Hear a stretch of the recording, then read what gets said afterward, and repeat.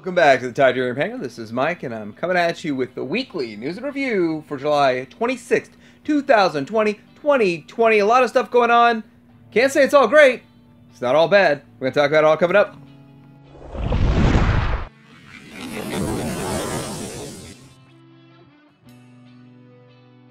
First thing I want to talk about is a couple of cool things I found at Show Z. This is the Evolution Toy Grand Soft V Big Size Model Mazinger Z Boss Borat. Now, I don't know much about this franchise, but this is pretty cool. It's 12.2 inches tall, made of ABS plastic, PVC plastic, die cast, and includes the main figure and 3 expression parts for standard, angry, and smiling. So if you know much about the Mazinger world and universe, this might be pretty awesome and for you. X-Transbots is all over the reissues. Kind of like we talked about in Friday's video, they are definitely reissuing a lot of things, and this already was a pretty solid tuned figure in the first place, but here comes their MX3T Ilgos Cyclonus G1 cartoon version. So I don't know how it's any more tuned than the one I have on the shelf right now, because it looks exactly the same, except maybe the purple is lighter, maybe more of a blue color, lighter. But you can pre-order it, Show Z right now, but no price unknown, $5 down. I probably would have been more interested in the X-Transbots one if they painted it more like the Andrus, because I'm excited about Andrus. I'm going to get him. He's got a really cool paint job and all that. But Cyclonus just seems to be colored plastic. Maybe I'm wrong. I'm not really sure. But either way, I think Cyclonus doesn't look too much different than the first release. This looks way different than the first release. So there have been a lot of pictures about this MP49 Black Convoy coming out. Now, I don't know how many people really have it in hand just yet, but it looks to be kind of one of those exciting things because you're getting an official MP44 for roughly half of the price, no trailer, and it does look good. Here is next to an MP10 side-by-side, so this thing should be showing up soon from my understanding. I didn't pre-order it, so I don't really have all that like notifications or anything about it, but looking at the difference of what 2012 mold until 2019 mold, 7 years, definitely makes a difference. Hey, I still like the MP10 mold. It's still pretty cool. Here's a nice little head-to-head. What is a half a price robot versus the more expensive robot? They look the same, except just a different color deco. I think it looks cool. Okay, I'm gonna have to talk about this 3-0 Deluxe Siege War for Cybertron Optimus Prime, made by a company that does high-end figures. It makes non-transformable high-end figures. This is a $200 figure, mind you. And it's made to match a figure that came out at retail for 30 bucks and had a lot of, say, holdups, or based on the engineering, it has design aesthetic cues that maybe we just are overlooking. And now it's made by a company that makes them to be perfection. I don't know how to get too much deeper into this, but a $200 figure based off of a $30 figure, because that now they're making this Siege War for Cybertron, and that animation is going to match the toy exactly. This is the opposite of what Masterpiece is. So let me just put that out there. And it doesn't transform. Masterpiece is that the toy for G1 looked a certain way, then the show came out, made it look better, and then Masterpiece is building on the show, which is better than the toy could have ever done, and that's impressive. Now this is like an inverse of that, and I don't really understand. Well, I don't know if this is going to sell. They're doing the same thing with Megatron, and Megatron still has that big old chunky backpack, but he doesn't transform. So there's not going to be a transformation, but you're going to have the kibble, and the kibble is going to be added because it's part of the character, because it's added to the show. This is just overwhelming in my mind that it's happening, but it is happening, and it's happening at a very high price point. I'm curious what everybody else has to say about it. Now, their Blitzwing, on the other hand, I kind of like the way that looks. It is vintage inspired. Like the deco, the paint deco on this thing is made to look more like a G1, even though the character itself wasn't really like the G1. That looks cool. That, I think, are trying with making something good for fans with this one. So I like the Blitzwing. It's about 10.6 inches tall. Looks cool.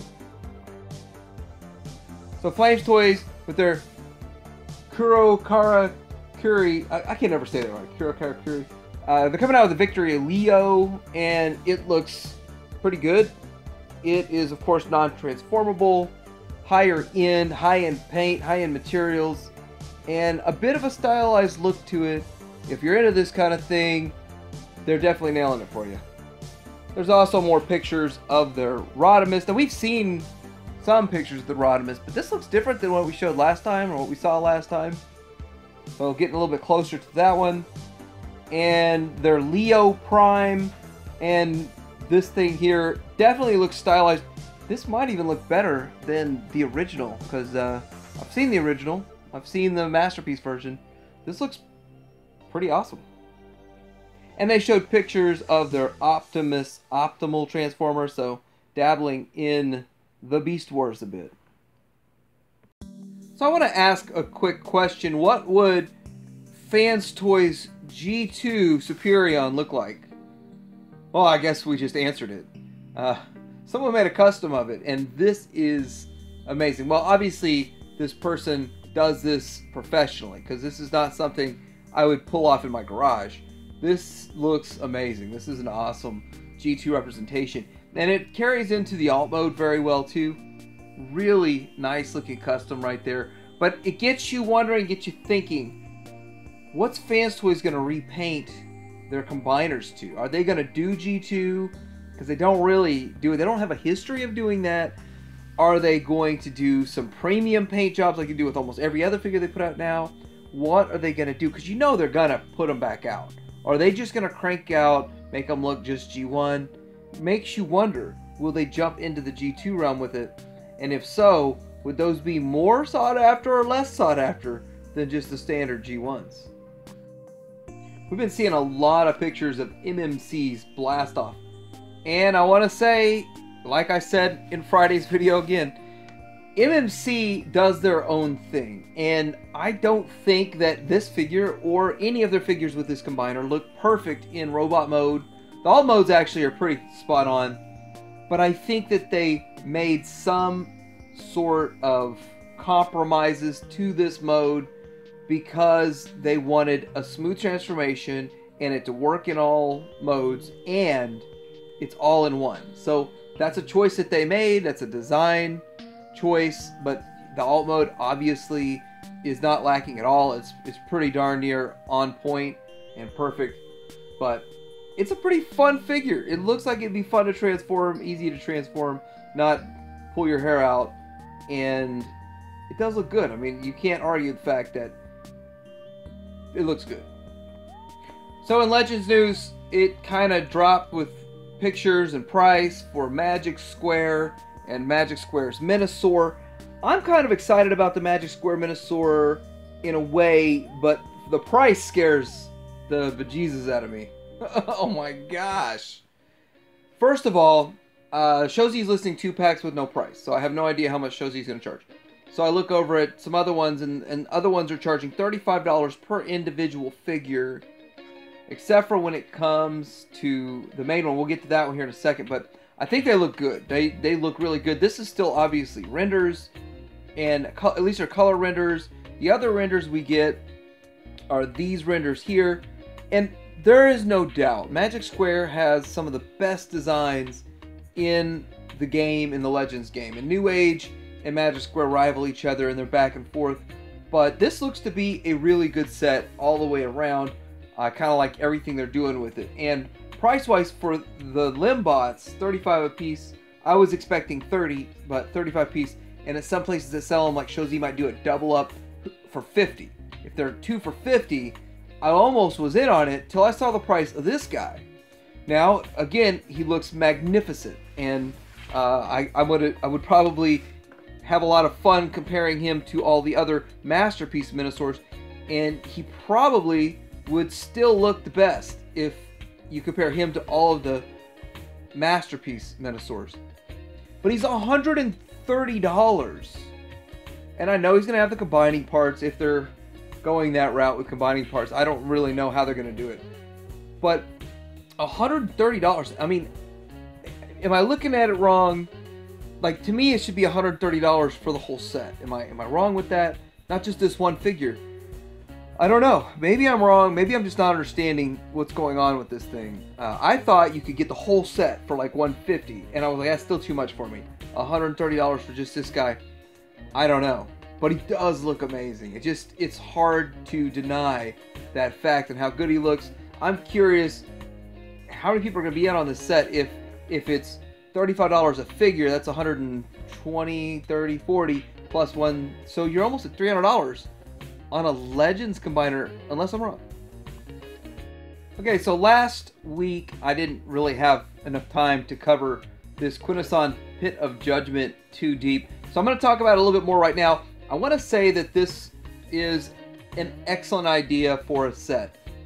So you get the Quintesson, you get the Alucon recolored a little bit, and then you get a recolored Sharkticon and 2 minifigures with it, and it's $70. So you look at the Quintesson is $30, then the Alucon is $20, and then $10 is for the Sharkticon. Theoretically, that's $60. So you got another $10 on the other 2 small figures to make it $70. And it tells me they're not going to make those other 2, like a Kranix and or whatever that guy is, Marvelous or whatever. Anyway, Arvelus, and then the other guy over here. It doesn't look like they're going to make all of those separately. So those 2 figures would probably be the only way you get is this set. I think it's a pretty cool set. I really did think they did a pretty decent job with their Legends Sharkticon. I don't think it's the greatest thing ever, but for the price point, I mean, you got to take that into account. You're getting those for $10, and for $10, I think they did a great job. Would have liked to have seen it a little bit bigger. I actually thought the Cyberverse one was going to be in a large version of this, but the Cyberverse one was a lot different. That was to my surprise. Here is another look. Now, I do want to point out in this picture that the coloring of the Quintesson, I would rather have a silver, not this pinkish color. But then again, if you have multiple Quintessons on your shelf, because most people do, then having them each color different is probably a good thing. And then again, I do want a troop build on the Alucons here, so that would be something that would help that troop building if you ended up getting this too. I don't think this whole set's up for pre-order yet, but when it is, I will do my best to let everyone know. I don't know if this will be one of those things that sells out instantly or not. Maybe it will. So it looks like we're going to be getting a Shockwaves Lab upgrade kit for a blade, for Jetfire, and I think it's interesting. I think it's kind of cool. I saw a picture where somebody had sort of lit it up, but it's not really going to light up. And it looks like it just sort of clips on to that 5mm peg on his arm. So that's pretty cool. I don't have a price on it just yet, but it's interesting that they're making it. So Target is getting their own exclusive, the Studio Series SS68 Deluxe Leadfoot, and it has a Target symbol on it. It's an Impala, I guess. So it looks pretty interesting, and moving into the alt mode, that's what his alt mode looks like. That is one crazy setup with all the gear. That's interesting. Here's what he looks like with his background. So he's going to get one of those boxes that has the backgrounds with it, and that should look pretty cool. I kind of like it when they include stuff like that, but I don't know how many people actually put it to use. Speaking of Target and Transformers, people are seeing Earthrise version of Scorponok and Skylink showing up in their stores. Now, they're not showing up in my store. I probably gotta drive all over the state to find one, but it won't come to my store for whatever reason. But anyhow, that's pretty exciting. I have not seen an actual Titan on a shelf anywhere in the last 2 years, 2.5 years, except for Burlington Coat Factory. I actually saw one of them. I saw one in Burlington Coat. I got it. It was Trypticon. So that's the last time I saw an actual Titan on a shelf. It's got to be exciting to see that. And I wonder if Skylynx will suffer the same fate as Jetfire, Skyfire, and hit Walmart shelves, only to get clearanced out to half price and gone forever. I don't know what the story was behind that, and I don't know if that will happen again. So we have seen packaging photos and I guess more upgraded photos of the Transformers Redline, and I do like the packaging, and I have to admit Hasbro is pretty good at making their stuff look like it's good on a shelf. I really was not going to pick up the Joe stuff because I did not like stylization, but when I saw it in hand in the packaging, I was like, wow, these things don't look as bad as I thought. But when it comes to these Transformers, it's going to be impossible for me to walk by without picking up a set, simply because they do look good, and in the packaging, it's going to be pretty awesome. You know, I start to look at what else do you get for 20 bucks out there. This doesn't look to be that bad of a value. It actually looks to be a pretty good value, considering you get all the extra accessories and stuff with them, which I'm not huge on accessories, but look at Soundwave here. Man, Soundwave looks good. And there he is in his packaging. And there's the back of him, the back of his packaging. Soundwave is definitely another good-looking character to have in this Redline. So here's Megatron in his box, and it looks good. Red. Yeah, the box is red too. All of his accessories. Definitely going to be hard to pass on this guy. Here's the back of his box, and shows pretty much all the accessories. I mean, you really can't show both modes because both modes don't exist. But speaking of this Redline, so we're going to be getting a few more figures. There's going to be a Starscream G1. There is the Earthrise pictured. We're also going to be getting a Transformers Prime knockout figure, which is a cool looking figure and definitely lends itself to having the red treatment and being an action figure. And also we're going to get some sort of a redeco of Optimus Prime. No idea what they're going to do to be different. Just a redeco of Optimus Prime. And there's some more information that we're supposed to be getting a runabout, and so we'll have the runabout. It's not a surprise, not shocking at all, but there is information in Target's computer showing that, or I guess the app is where it was found.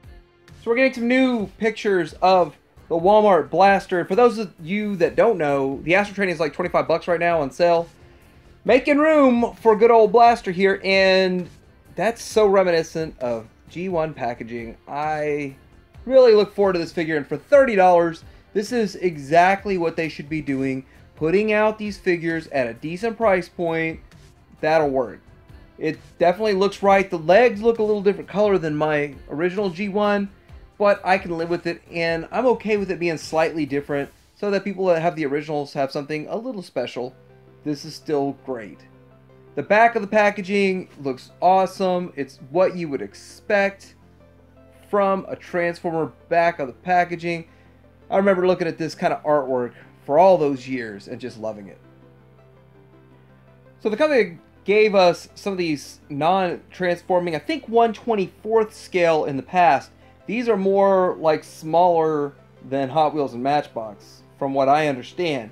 It's a $10 price point for 3.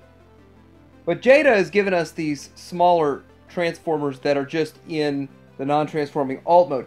And I used to look at those and go, why would somebody want that? But now with the Redline coming, I could see why somebody would want that.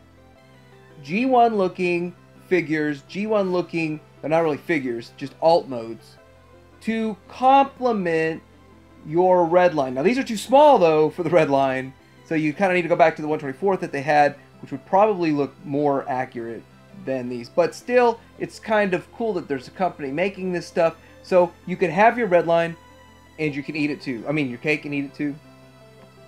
Looks like we're getting a Cyberverse Repugnus 4-pack, so yes, we are getting 4 Repugnuses in one box. That's interesting. I know that they did make a... Was it Titan Returns? I don't know if it was Titan Returns or what, but they made one a while back, and maybe it was Power of the Primes. They made a Repugnus too, and it was I think it was a pretty good figure. This is a different figure than that, and some smaller ones to go along with it. So getting into Star Wars, we've got some reveals. Han and Luke in the Black Series that are going to be on Endor. The year of Empire Strikes Back is more a year of Return of the Jedi. 2019 was a lot of Return of the Jedi, and I think they're keeping that going. I think they'll keep that going all the way through. There are quite a few characters. We also have Ewok here, and looks good. Truthfully, I forgot the name. They might have said it in the article. I don't remember. But there's so many Ewoks to keep up with, you know? And then here's Luke next to Leia. So we've got all three of these in the Black Series coming out. They look good. I look forward to them. And you're going to get a shot at getting a speeder bike again also. So for those of you who've got your Wave 2 of the retro collection of vintage style figures, you can get this Hoth Ice Planet game right now at Amazon for 15 bucks. I think the MSRP on this was 25 bucks. And now you're still paying 15 bucks just for the figure, because I don't know anybody that wants the game, unless you played the game a lot when you were a kid and you're like, hey, maybe my kids would like it. My kids didn't like the last game. I doubt they'll like this game, so there's no video to it. Hot Toys is coming out with an Anakin figure. Now this is the Clone Wars based Anakin figure. When I think of Anakin, I still think of the older version. But this is an excellent capturing of Hayden Christensen's face. I think it looks spot on, and you could probably work this in and say real world movie or animated series. I think it works for both. Obviously, it's based off the movies and the real character, not the cartoon. But this figure would work either way. So all of the convention exclusives you couldn't get at the convention that are now going to be becoming available through Hasbro Pulse, they're going to be available in September. So that's when you should be able to get them, theoretically. But I know a lot of people that are looking forward to this 501st ARC Trooper 3-pack. And it looks good, and it's a good way to get 3 figures that people are looking to get. They're after the Echo, the Fives, and the Jesse. Also, this Hoth Wampa, the Empire Strikes Back in a vintage box. Say, this is something completely new. This vintage box for the Beast, and not a window box. It's really awesome that they did it like this.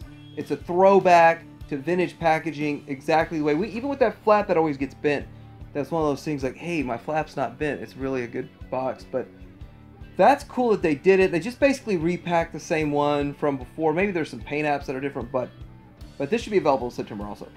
But the big news is big as in BMF, Big Millennium Falcon.